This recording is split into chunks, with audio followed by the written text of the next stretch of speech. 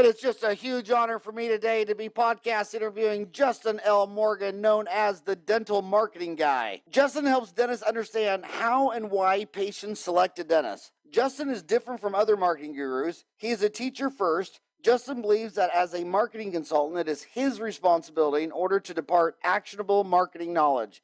His Invisalign support group is a community of dentists, editors, publishers, and influencers in the dental industry. Justin believes that if you don't understand consumer psychology, all marketing tactics you apply are a gamble. If you've ever been confused about how and why people choose a dentist, how and why some websites rank higher on Google, or what kind of message you need in order to take dentistry from required to desired, the Dental Marketing Guy is the guy you want to connect with. I love that, dentistry from required to desired. That is so damn cool. So Justin, I love your websites. I called you to be on the show. I'm a big fan of your 1,500 posts on Dentaltown. You've educated so many damn dentists. What I like most about your website, which is just Dental Marketing Guy, is your you got this YouTube video, which I think we should splice on. Can we splice this video on the end of the podcast? Oh, absolutely. Yeah. Yeah, I really love that video. And so many dentists think in fear and scarcity. They think they're competing with the guy across the street. And you so eloquently say on this video that your competition is people's discretionary income. I was talking to a friend of mine who basically doesn't have a dime, and they're going to spend $3,500 on a trip to Disneyland. I mean, people, our competition is Disneyland, big screens. We're going into the summer months. You won't believe how many poor people will drive all the way from Tennessee to the Grand Canyon and stay in a nice hotel and all that stuff. So it really just comes down to what you value, right? Right. Those things are appealing because, hey, let's face it, it's fun, it's pleasurable, it's nice. I think dentists forget in the day-to-day grind that dentistry tends to be associated with pain and discomfort and fear more than a lot of dental professionals realize. And you might intellectually realize it, but how much does that change the way you do dentistry? I mean, clinically, whether or not the patient is a victim of dentophobia, clinically, it doesn't change the way you do a root canal. But if you think of it from an empathetic standpoint, and this is how I apply this towards SEO, is we got to think about what people actually want when they're there. We got to put ourselves in their shoes. So when they go to Google, when they step into your practice, when you answer the phone or your front office manager answers the phone, what exactly do I need to hear to take a positive step in the right direction for my dental health? And so that's really huge. I think it's Las Vegas, it's Porsche, it's it's not other dentists. Everyone's talking about DSOs. Oh, they're going to ruin dentistry. Well, there are Kias and there are Bentleys, and Bentleys are not worried about Kias. If a Kia lot opens up across the street from a Bentley lot, they're not worried. So there's definitely a market for great dentistry and a great patient experience. And what I try and do is I try and display that on the website. I try and get that, show Google the proof that you're an authority. Show Google, in your case, Howard, it's not difficult because you founded Dentaltown.com, you speak publicly, you do all these things that easily make your website rank in Alatuki. It's very easy because you're earning links, you're earning buzz, you've got PR basically because of what you do. And what I try and do is I try and take the dentist who's not creating Dentaltown.com and give them some authority as well. Get them links from, for instance, Dentaltown.com. Find reasons to create content that is cited and worthy of being cited by credible sources like Dentistry Today and Dentistry IQ and all that. So that's one thing that I do that's totally different from other SEO companies is I actually focus on what's called content creation, content marketing, and that involves delivering the message that's authentic that the patient needs to see.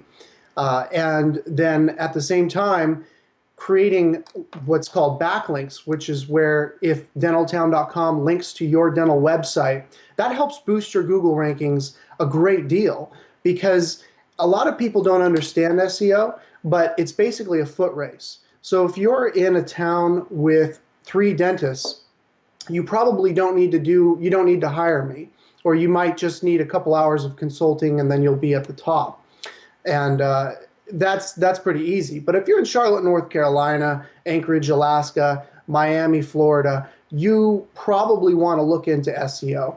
So that's where things get competitive. That's where you have to decide, are you going to go all in, or are you going to just back out? Because the playing footsie with SEO it's not a great strategy in my mind, paying $300 a month and not knowing what you're getting and not understanding it at all. It's not a great strategy. So what I try and do is I try and lift the veil on it. I try and be transparent, and I actually teach dentists. I say, here's the problem, is you don't want to learn SEO. That's okay. But when you hire a company without knowing what you're getting, and watch how fast you turn into a student of SEO. After you burn your money, after you're not getting new patients from it, all of a sudden you're going to be reading the SEO blogs, you're going to be trying to educate yourself. How do I avoid this problem again?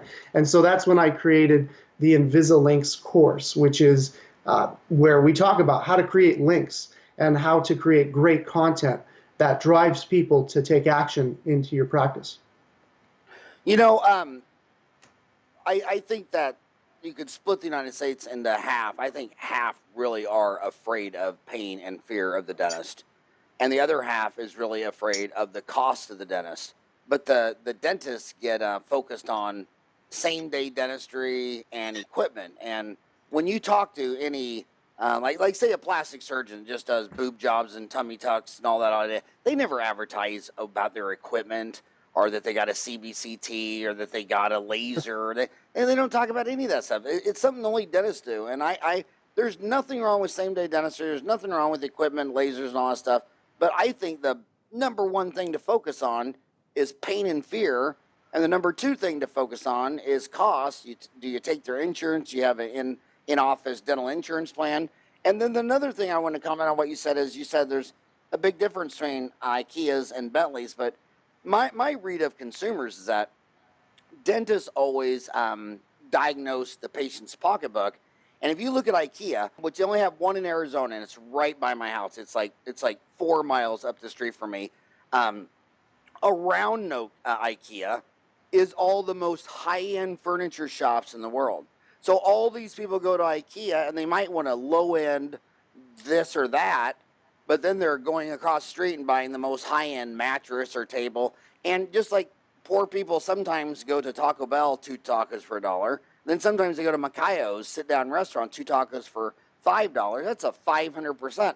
And I've seen so many poor women over the last 30 years who so valued their teeth and wanted top dollar for their tummy tuck, eyelid surgery, their dentistry or whatever. So markets jump back and forth. But you threw around a term, and you throw this term around a lot, and I think 99% of the dentists don't understand the term. That is content marketing. Why do you add the word content? Why not just marketing and advertising? Why are you saying content marketing? What is that? Eventually, content marketing, probably in the next 10 years, will just be marketing. Right now, content marketing, here's the definition, is the creation and promotion of content that your ideal patients actually crave. So here's an example, and I posted about this on Dentaltown just a week ago as of our filming right now. There's a myth in video marketing and content marketing that when you create a video, that video on the homepage of your website needs to be under 90 seconds, or needs to be under 2 minutes, or whatever the arbitrary number is. Well, the truth is, if your video is good, if it tells a great story, if it's engaging, if it matches searcher intent, if I go to Google and I see this video and it really helps me make a decision about whether or not I know, like, and trust you as a dentist, or if I can begin to go down that journey, that video can be longer than that. It's just a matter of, are you wasting a single second of people's time? Are you boring people? And so we've created videos that are, 3-4 minutes long, And the stats show people watch them because it actually is entertaining. So what most marketing companies will say is, well, don't have the video go over 90 seconds because people have short attention spans.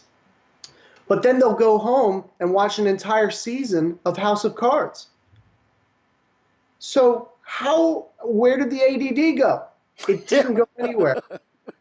It didn't go anywhere. Your content sucks. That's what it was. I know a guy that watched the entire season, the entire deal of Breaking Bad in one weekend. I mean, he binge watched like 12 shows on Friday. Sorry to interrupt. Keep going. No, that's common, because content marketing is, it's about creating content that your patients and prospective patients actually want. I mean, they don't know what they want. When they enter Dentist, Charlotte, or, San Luis Obispo Dentist, whatever, they don't know what they're looking for. They're looking for a dentist, but they don't know how to differentiate. And so content marketing is the creation and promotion of content that actually helps them understand what they're getting into, what to expect, and kind of learn a little bit about your story and who you are and what makes you different. I mean, that's content marketing. So yeah, that's my definition, is the creation and promotion of content that your ideal patients actually crave. I'm a big fan of your post, and I really enjoyed spending time with you in Vegas. But another term you throw around that I just really don't think 99% of dentists understand is backlinks. I mean, I know you've already explained it once, but I don't think they haven't. I don't think anyone. I don't think there's many dentists who truly understands what you mean as backlink. Like when you say there's a backlink from Dentaltown to your website, how the hell would you create a backlink from a Dentaltown to your website? I mean, I don't even know how to do that. Okay. Well, you've been very successful at it, so let me explain it. Only because I attract and retain successful people to work for me. When you hire people, you want to surround yourself with smarter people, and that takes a humble person with high self-esteem. Most people don't want to be. I mean, when you get someone in management and that on your management team that wants to hire dumber people so they look good, that's a very common problem. You want to hire. I always call it the Mack truck effect. In MBA school, they always said, they showed us how many tens of thousands of businesses have gone under because one person died. And the most common one is like, it'll be a small business. They'll do like $3 million a year, and it'll be like a small little factory in Mays, Kansas. And they got one salesman who sells $3 million a year of these parts. And then they got a bunch of machinists and all these other guys. And that one guy drops dead of a heart attack. And then they hire a young buck who comes in and just does a great job and does $2 million his first year. But the break-even point was 2.2, and they go under. And the MBA school, they're like, why in the world did you have this whole company resting on one guy? So every person on your team needs to be able to be ran over by a Mack truck, and every person in your management team, when they hire, I say, I want you to hire someone that if you're T-boned in an intersection, this person will be better than you. And that's how you build great companies. But sorry to interrupt. Yeah, no. That's a great. So what is a backlink, and how does someone make one? Well, here's the way I explain it. There are certain people we need to really empathize with. We need to align ourselves. This is part of the Invisilinks method. Is I'm being transparent about what I do on a day-to-day basis as an SEO. We need to align ourselves with Google. We need to align ourselves with the patients, the prospective patients who are searching for you. And to do that, we have to put ourselves in their shoes. So the first thing is, the algorithms at Google are designed by PhDs. The engineers at Google, they have PhDs, and those PhDs, of course, they went to college. And when they went to college, they wrote essays. And when they wrote essays, if they made any bold claims at all, they had to cite their sources. So when they cite their sources, the essay is credible. It's worthy of thought leadership. If they've got a bold statement, if they have strong opinions, they can cite their sources, and hopefully they get an A on that essay, especially if they're making the algorithms at Google. And so that logic is carried over to Google. So when you're blogging, when you create a website, when you say things like, just pulling something out of the air, Sarek is the best, like you said, all this talk about technology and equipment. You got to cite a source, show an authoritative source, link to an article on dentaltown.com or something like that, a credible, ADA, Dentistry Today, something like that, and support what you're saying. Otherwise, if you don't have to link out, if you don't have to create a link to another site, then what you're saying really isn't that interesting. It doesn't need support because it's plain Jane. It doesn't need you to link out. Now, a backlink is when someone links to you, when you become the authoritative source.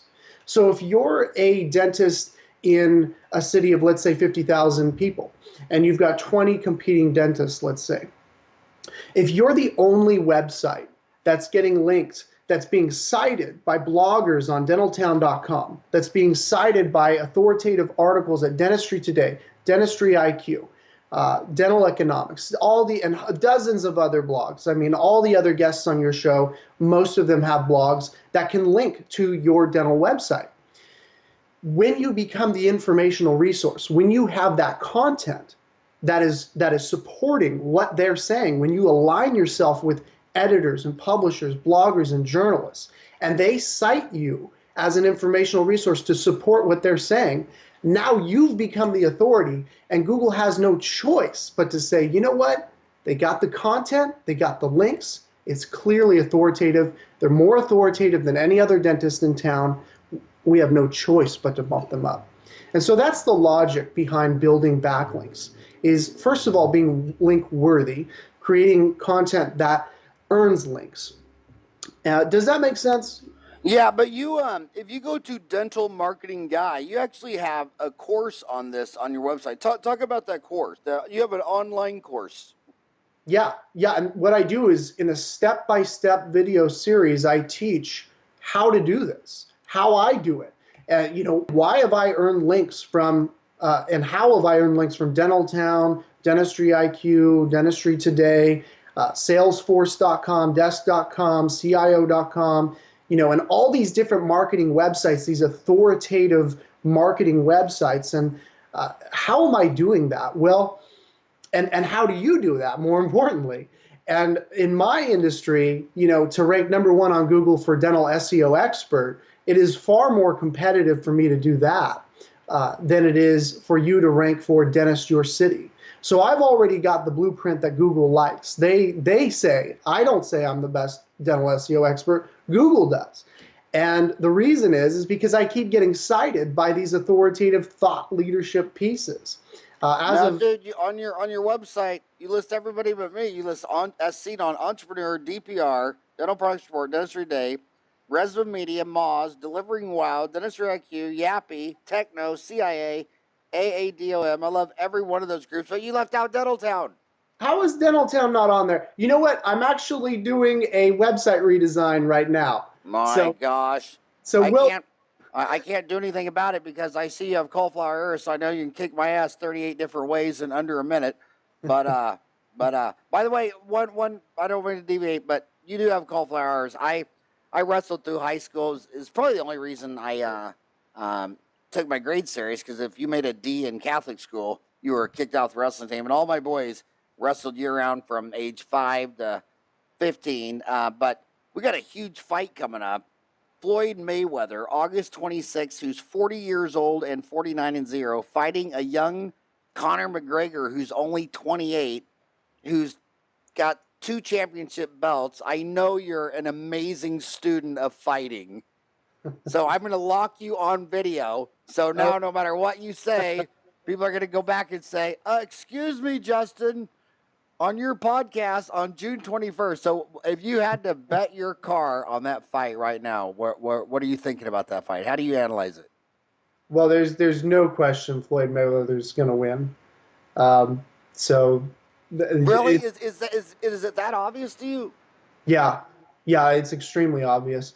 And there's a number of advantages that Conor has, size and strength, punching power, a lot of advantages, but none of it, he's not going to touch Floyd. Well, we just did a podcast yesterday with a dentist who grew up Golden Glove boxing in Floyd Mayweather's father's gym, and I remember his little Floyd Jr. in there when he was 8 years old, and he said the one thing about Floyd is that you're not going to hit him. He moves around, you just don't hit him, and then he just hits you, and you don't hit him. So you don't even think it's a fight? No, it's going to be a train wreck, and it's just a matter of how much damage is there going to be. Seriously, you're that bullish on that? Yeah. I mean, the thing is Floyd doesn't have knockout power, so will it go the distance? I think is the real question. But everyone has a puncher's chance, and Conor McGregor hits very hard. So if he did land one, it's possible Floyd might go down. And that, I think, that 1% chance is what the intrigue is. So I say there's no chance, but really, in reality, there's always a very minute chance. A puncher's chance. I like the way you said it. But it is sad about MMA when the only way you make any money is you got to leave MMA and go back to boxing. I mean, Conor's going to make they're each getting paid $100 million, and Conor McGregor, all the people in UFC combined. Do you think combined, all the other ones will total $100 million? Oh, I don't know. Yeah, the economics is really interesting. Over the next few years, I think that might change. Nice. Okay, let's get back on topic. Sorry, I had to ask you that because I know whenever I see you, I see those qualifiers, so I know you're a train killer for over a decade. You also talk about Dentaltown a lot about vel scoping your keywords. What does that even mean? What is vel scoping? Well, it's the first step in my process. So just like a VelScope, just like an Aura, not all your listeners may use VelScope, but they can understand the concept. It's a very close examination. So what most dentists, let me talk about the wrong way. The way most dentists approach SEO is they read somewhere online or they hear from someone, another dentist or whoever, they read an article that you got to have SEO. You got to do it. You just got to do it. And that's totally the wrong approach. The truth is, just like a dental patient going into your practice, they could have oral cancer. They could have a ton of caries. They could need all on four. They could have serious needs, or they could have no needs at all.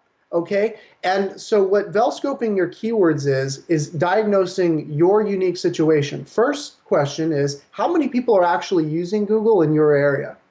If we don't have the answer to that, if you're just shooting in the dark and saying we need SEO, that's crazy. That is crazy. The dentists I work with appreciate the scientific approach. They don't just say we need SEO. Just like a dental patient doesn't say, oh, we just need all on four. Not everyone needs that. So the first step is, how many people are using Google to find a dentist in your area? And then once we've qualified your area, and it's not based on the number of people in the city, it's based on the number of people searching on Google. And then the second thing is, well, what is it going to take to get you to the top? What did those top 3 dental websites do? Because it's not random, it's not arbitrary. A lot of people think it's luck. It's not luck. It's very scientific. So we figure out how many people are searching to find a dentist in your area, and what is it going to take to get you there? And until we have the answer to those 2 questions, you're just flying blind. So you also talk about 6 questions to ask for the world's most credible testimonials. A very interesting thing is anybody who's been an in-office dental consultant the last 10 years, I'm sure I know or have had dinner with, but the only thing they all have in common is they say when they go into the office, usually they go in for the first day, observe, see what's going on, then they go home that night, write up a diagnosis and treatment plan, and then the next day they present it to the staff. They all agree on one thing.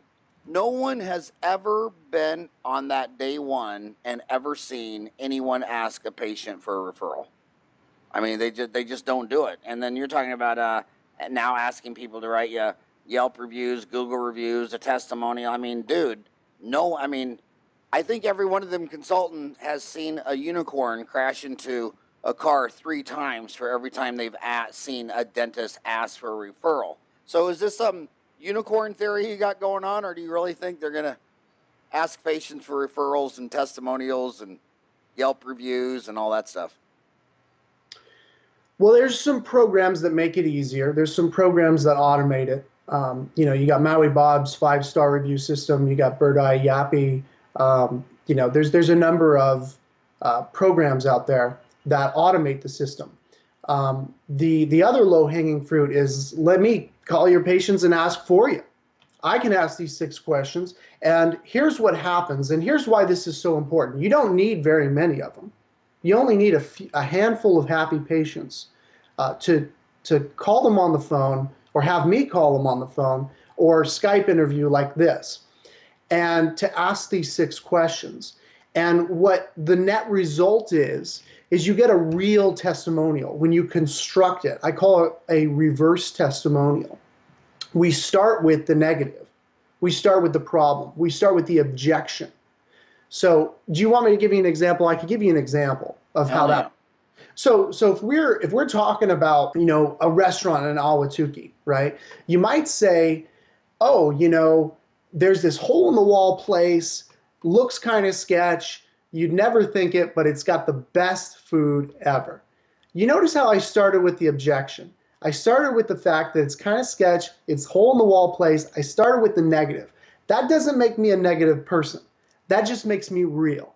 Because I know when you see this restaurant, when you drive by, if I tell you, oh my God, it's the best food ever, and and the service is amazing, and then I drive by and I see a hole in the wall place, looks kind of sketch, I'm going to think back to your testimony. I'm going to think back to your referral, and I'm going to say, Howard never mentioned that sort of thing. I wonder how credible his testimonial is. I wonder how credible his word of mouth referral is.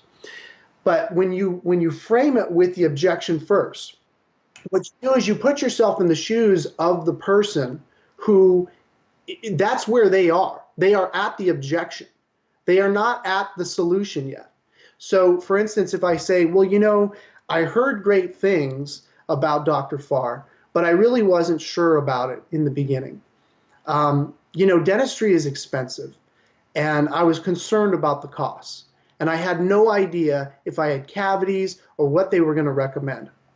Well, what I found out was, it is kind of expensive. It's more expensive than other dental offices, but they got me financing with care credit, and they treated me great. And you know what? They didn't try and sell me on anything unnecessary, and they totally left me in control. What that does when a patient leaves a testimonial like that is it's authentic. It's real. It's the way we refer in real life. So most dental offices have testimonials and Google reviews and Yelp reviews that talk about the dental office like it's Disneyland. And they talk about the dentist like he's some sort of cult leader. I mean, that's not where people are at. People go, you know what, maybe he's great, but I'm just not convinced. But when you start with the negative, when you start with the objection, you become relatable.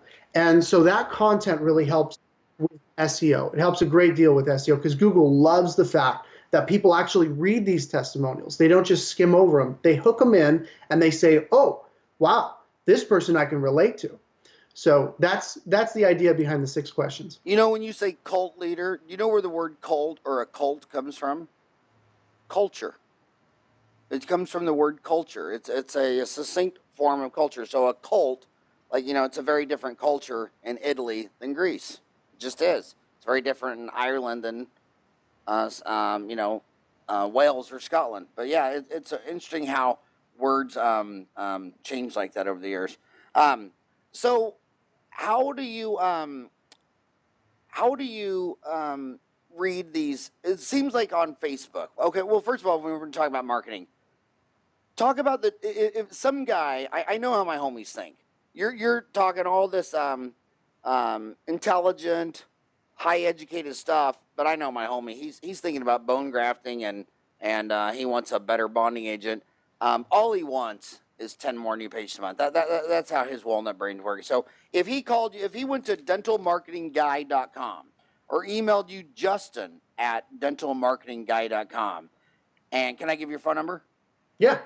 Or called you at 805-996-0304. That's 805-996-0304. And said, Justin, dude, look, I don't want to learn any of this stuff. I just want 10 more new patients a month. I'm already paying all my bills. I'm paying my rent, equipment. I'm paying everything. If I had 10 more new patients a month, probably half of that money would drop to my bottom line. What would you tell that guy? The first thing we need to do is determine whether or not my services are a good fit for you, which means scoping your keywords. If you want 10 new patients per month, but there's only 10 people per month searching on Google, that's not going to work out in terms of SEO, because not all of them are going to click your website, not all of them are going to call you when they do. So that's important, is knowing what you're getting into with SEO. Whether SEO is a good fit for you is determined by how many people are actually searching in your area for a dentist. And then from there, how well does your website convert those searchers into patients?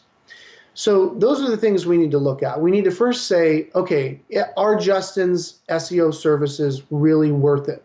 And so I turn away, probably 1 out of 10 docs who say, look, I'm going to do SEO. And I say, that's great, but I just don't think it's going to get you the ROI you need. It's not going to get you those 10 new patients, because in your town, there's only 10, 20 searches per month. So that's very important, is not being sold a bill of goods, not being sold a cookie cutter system and saying, you know what, will SEO get me there? Now, once we've determined, let's say there are only 20 people per month searching, then you've avoided the headache of going through SEO for 8 to 12 to 2 years, 8 to 12 months, 2 years maybe, before you realize, oh my goodness, it doesn't help me get those 10 new patients per month.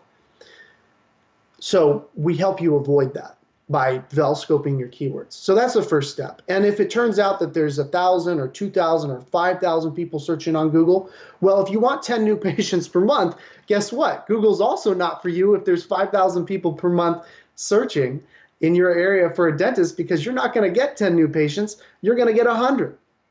So we have to qualify. We have to see. Well, how does he find out how many are searching for a dentist in his area? I teach that in my course, and it involves, there's a couple of steps. I can give you some free quick tips on how to do that yourself. There's SEMrush.com. SEM stands for Search Engine Marketing. And SEMrush.com, this is like I call it the quick and free exam, like the Walmart dentist, fresh out of the $69 oral exam. This is like that version. And essentially, all you're doing is looking at a bird's eye view, rough, take it with a grain of salt number of how many people are searching for a dentist. And so you'll enter dentist, your city dentist, and you start from there. Take that number with a grain of salt. But if there's 10 to 20 searches per month shown on there, the reality is it would probably be worth it to get the real hard, geometrically accurate data. And from there, we use Google Adwords. So we just run, and hopefully you get calls right off the bat. And sometimes you do and sometimes you don't. But the point of running Google Adwords isn't to drive leads, although that's a nice side benefit. The point is to get some raw data on how many people are using Google. Because when you run Google AdWords, they give you the real data. So they tell you how many people are searching in real time.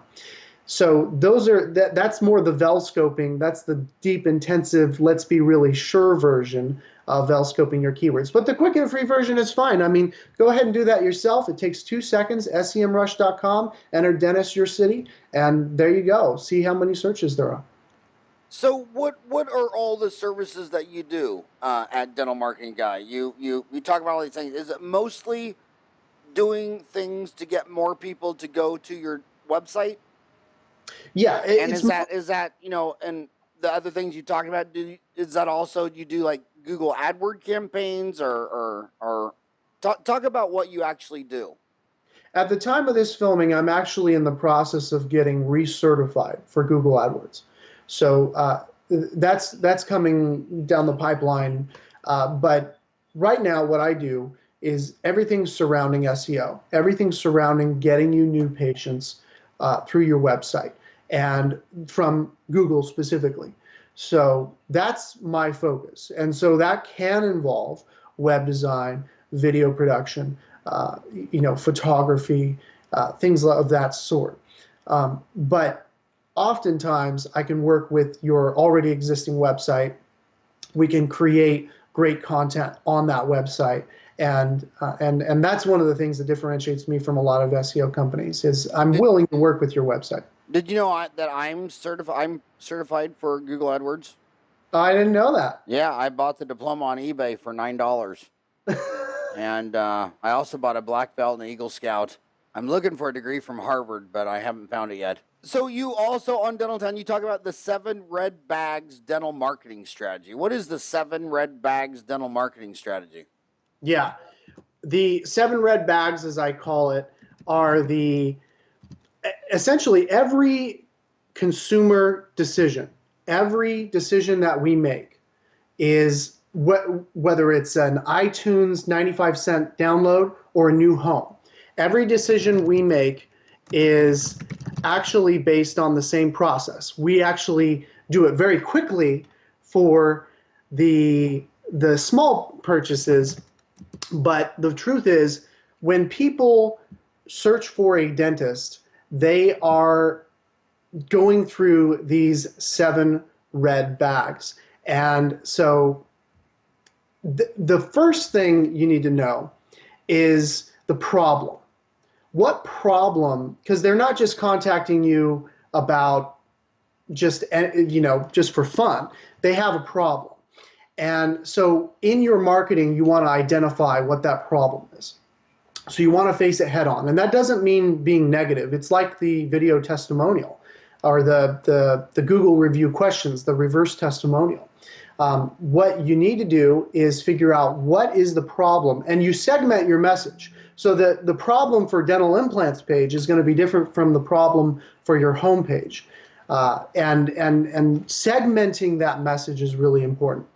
Once you identify the problem, and you have to talk to your patients to figure out what that problem is. You have to sit down with a real patient and find out what you did that caused them to choose you as a dentist. And so you kind of retroactively see what that problem was. And we often assume that we know the problem, but sometimes if it's worded in the way that your patients actually say, it's just going to come out so much better than the way a clinician might word it. So what I do is with the content creation, to take it back to content marketing, is that first red bag is to actually discover what's the problem in the patient's own words. And that's the key, is in the patient's own words, what is the problem? And once you get that, then you move quickly to the solution. Most dentists just talk about the solution, and they talk about it from their perspective. But when you start with the problem, then you introduce the solution, and it's geared towards the right target profile, which is a fancy word for that patient, that real patient who actually told you what their real problem was and what they found out as a result of choosing you as a dentist. Now you have the attraction factor. You've attracted them because you talk about the problem and you gave them the solution. And that's the way that you attract someone. And then the next 4 red bags are for risk assessment. And that goes into testimonials and risk reversal and things like that. You can find this all on my blog, and maybe we can link to the blog post that talks about 7 red bags more in detail. But ultimately, it's about presenting the problem in a way that's in their own words, not your words, not my words, because you can hire a fancy copywriter to write great content, quote unquote great. But if it's not in the words that your target profile, your ideal patient, the patients who stay, pay, and refer, the patients that you get along with, the patients that you know have great personalities, those patients are going to attract more of those types of patients. So we want to use those ideal patients we want to use their words, not our words, their words in the content of your website. That is very interesting. By the way, I'm a big fan of your YouTube channel.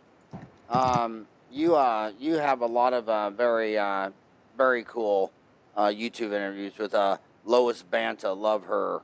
Linda Miles, my God, everyone's consultant, mentor, and idol. I mean, you really have a great YouTube channel.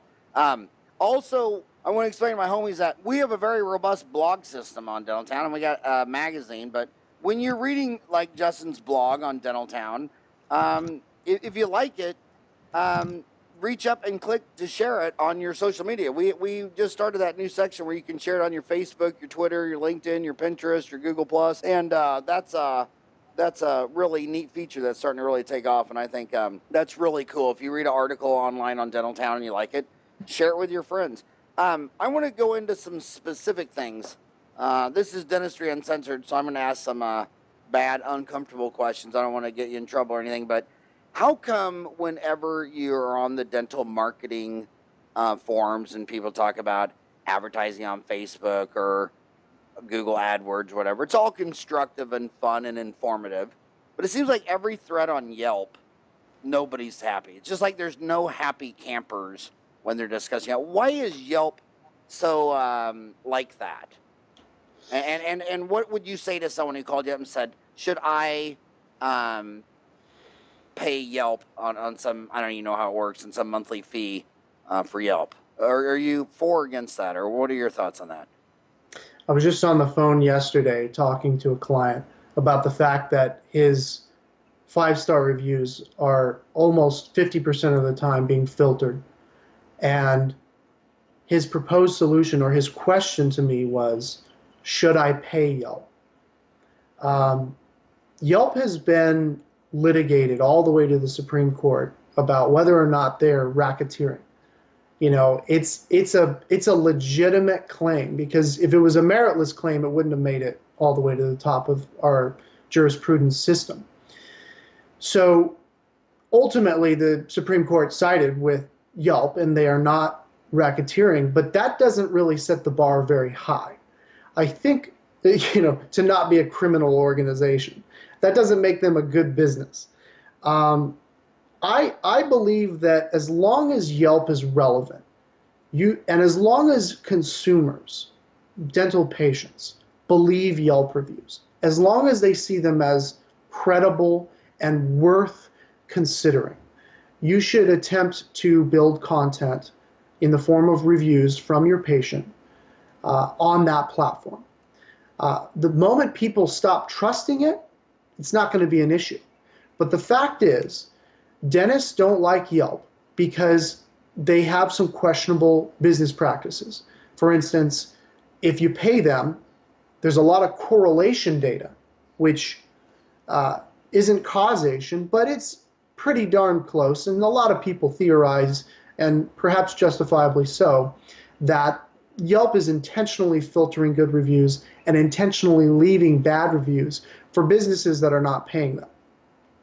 Now, that is definitely questionable. But for whatever reason, the courts have decided that they're not doing this in a racketeering, in a fraudulent way. So we'll leave that as is. But my job is to help you attract new patients.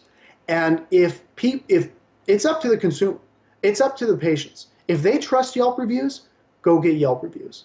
The moment they stop trusting Yelp reviews, then you don't have to worry about it. I've really been watching the Yelp soap opera on Dentaltown for years, but it seems like now the other 4-letter word besides Yelp is now Uber. That is really a soap opera unwinding right before our eyes, isn't it?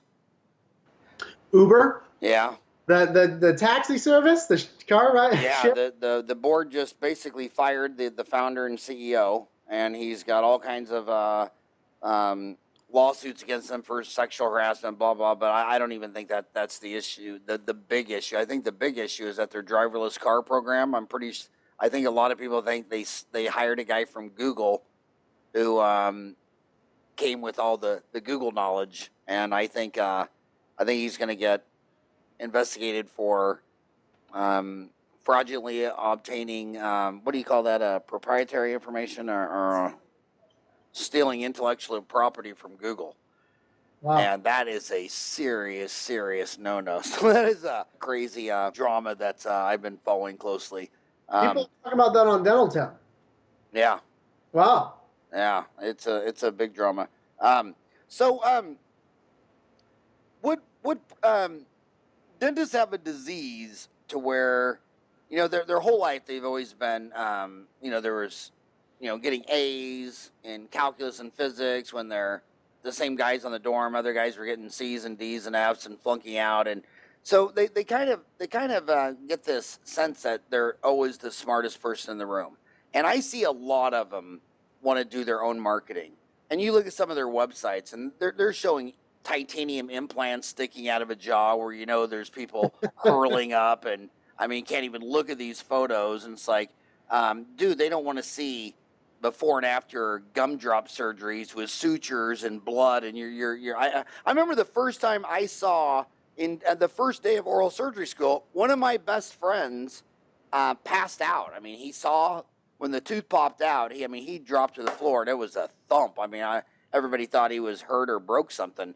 What do you think about all these dentists that are their do-it-yourself marketers who are always posting on their website, don't do it-yourself ortho, don't do it-yourself anything, you need to come to a dentist? But then when it comes to marketing, there's a lot of do-it-yourselfers. You can tell by so many of the direct mail pieces that come to your house, the yellow page ads, some of the billboards, like, okay, nobody who does this for a living made that. You obviously did it yourself. What do you think about the do-it-yourself dental marketers? A lot of dentists think about my Invisalign method, my dental SEO course, the first and only dental SEO course. A lot of dentists think that it's just for DIY. But the truth is, although probably about 65, 75% of the dentists do want DIY SEO, the truth is many of the dentists just need to understand it. Would you ever have gone to dental school without having been shown the step-by-step process with successful case studies and examples of it working? And yet in SEO, it's like everything is behind. You got to get a lanyard, you got to get a credential pass, and then there's some doors, and then you got a security guard, and you got to enter. It's got to scan your iris, and like it's all some big mystery how SEO works. We're just going to show you what's working for dentists all over the country. And then once you grasp it, you can do it yourself. You can hire your dental assistant to do it.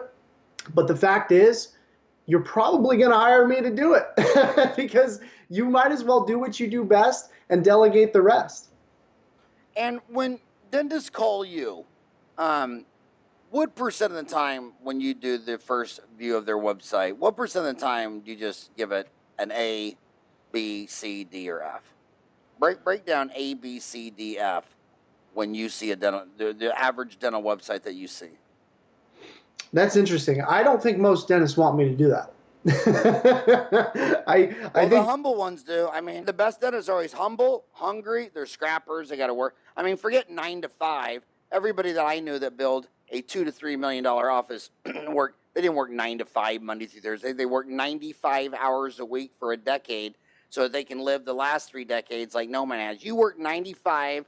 You work 9 to 5. You're probably going to be underfunded on your pension at 65. But if you work 95 hours a week for a decade, you will crush it. And all the ones I see crushing it, they're not the arrogant dentists that know it all. It's always the humble one who can sit there and listen to his patients, his supply chain, his vendors. When he gets a rejection from an insurance company, he doesn't write him a profane letter. He says, I'm going to go have lunch with that Delta CEO. I'm going to take his butt to lunch, and I'm going to get to know my value chain. I'm going to get to know my Benco lady. They're humble.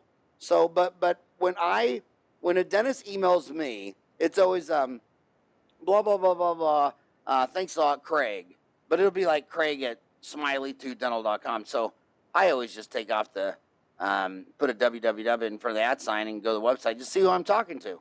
And so I look at a lot of websites every day, and my God, I think 95% of them were about 5 to 10 years ago, and just there's no way they could be search engine optimization good. There's just a still shot. There's no video. There's no blog. It's just they look. I'd say 95% would only satisfy the question, yes, I have a website. End of story. Check. Yeah, and you know what? That's how a lot of dentists approach SEO.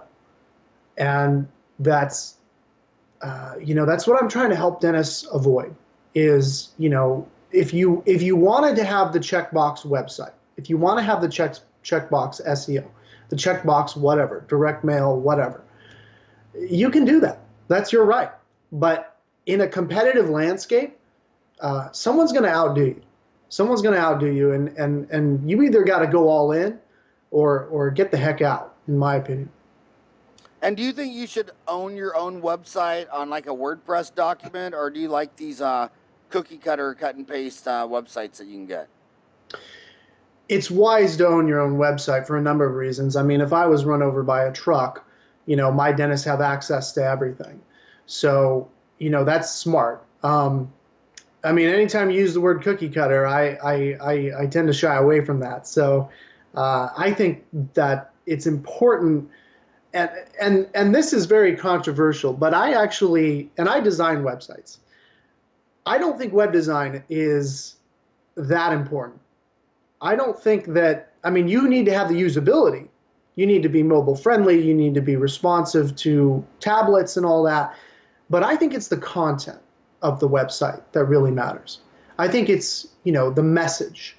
I think it's your video, whether you're endearing and instill a sense of familiarity and trust. I think that's what's really important. Fancy logos and design and everything, that's great. There is a halo effect there. There is an effect where, if he's got a good website, he's probably a good dentist, and that's the way consumers think. So that's important, but not nearly as important as the content on your website. That's really the message on your website needs to be authentic. It needs to be real, and it needs to answer their objections. It needs to answer their questions, which is where those reverse testimonials come in, is relatability. Let your patients create your content for you. Do you think I see a lot of marketing now where a lot of people still do the www. Todaysdental.com, but some people now are just doing their name.com. They're just leaving off the www dot, and then they're having their domain name. Do you think that's okay? Do you think everybody gets it, or do you think that's taking a little too much for granted? What I do is what's called we have an official version in Google Search Console. That's the program that Google uses. It's lesser known from Google Analytics, but actually in my day-to-day life, it's more important than Google Analytics. We have a real version, a primary version, and then the other version, the HTTP or the www version, it all redirects to the one version. So that's more of a technical issue. I don't think it's really that. Yeah, I don't think whether they enter www or not, they should go to the same website. Okay. So what else do you think my homies should know? I only got you for 5 more minutes. That was the fastest 55 minutes I've done in a long time. What else do you think they should know? If again, just do this. Forget what you do. Forget about dental marketing strategy. They just want 10 more new patients a month. Do you like direct mail? Do you like Facebook ads?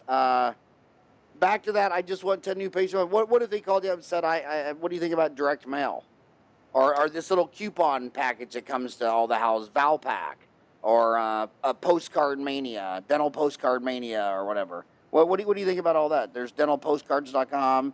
The easier it is for Doctor down the street to copy you, the more likely it is to be an unsafe bet.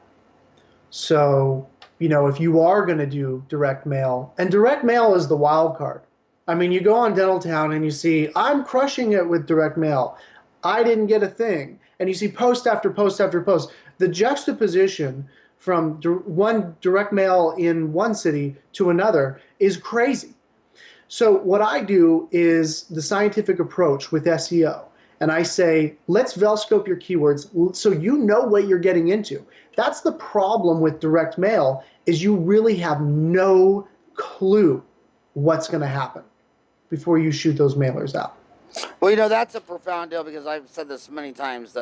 The term I cannot stand the most in business is United States of America, because no one says that about Europe. No one says the EU. No one compares Germany to Greece, or Italy to London, or Paris to Denmark. And right now, like in dentistry, America is a dozen different countries flying under one flag. Like in several markets right now, if you put a dental office, you list a practice for sale, you'll get 3 offers today and one will be above your listing price.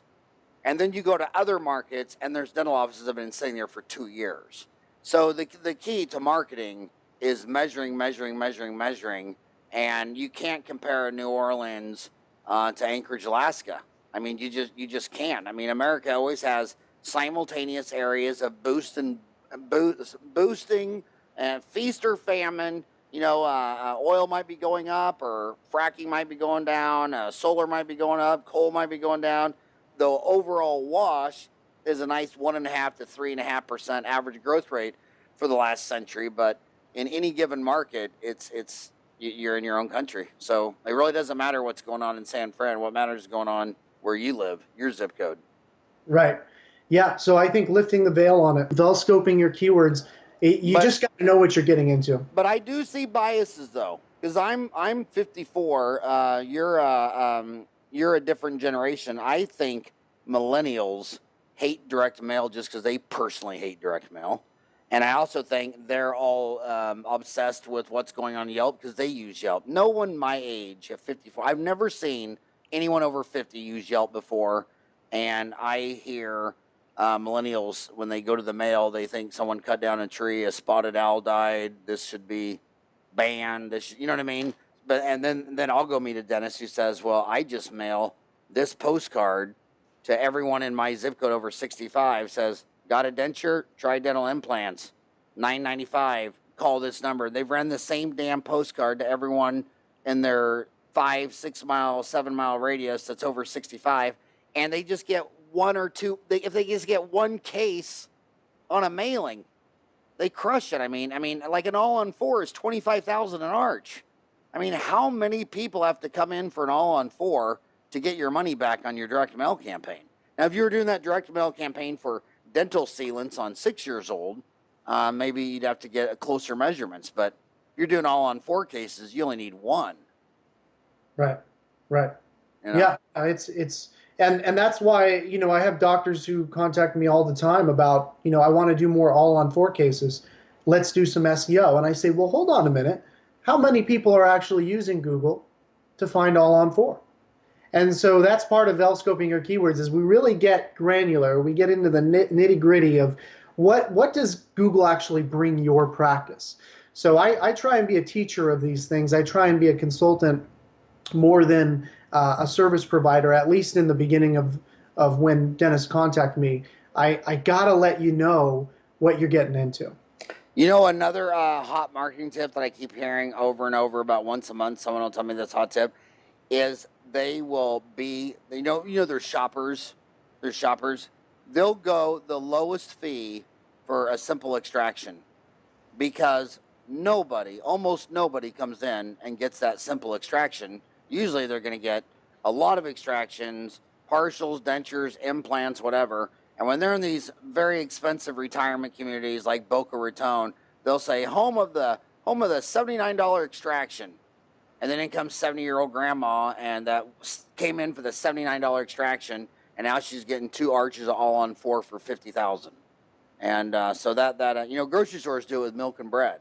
They give that, they sell their milk at cost, just so you come in there and buy something from the frozen department. But hey, I'm a big fan of yours. You've educated me so much on your threads. I really adore you. I respect you. I think you've added so much value to Dentaltown with your 1,500 posts. I've met you several times. My son Ryan thinks the world of you. I think the world of you. I just want to tell you, seriously, dude, thank you so much for coming on my show today and talking to my homies. I know they really appreciate it. Thank you so much for having me. How can dentists gain more patients? First, understand what your prospective patients want. Your would-be patients are looking for dentists they can know, like, and trust.